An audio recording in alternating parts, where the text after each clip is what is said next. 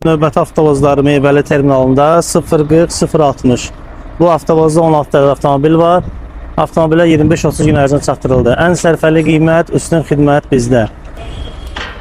2 avtovoz, 16 avtomobil.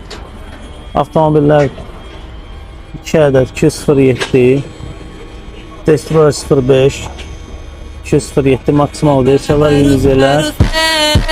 La vida es un carrusel,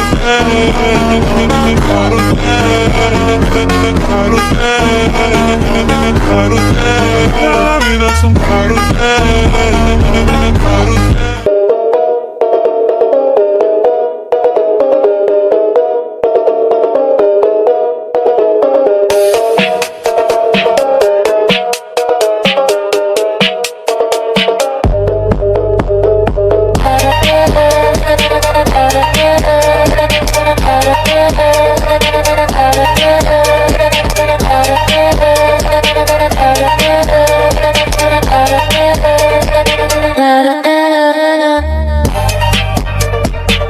Növbəti avtovozdan düşürülən avtomobil Çaan Yunze maksimal versiya 1.5 sadə motor, super enerji.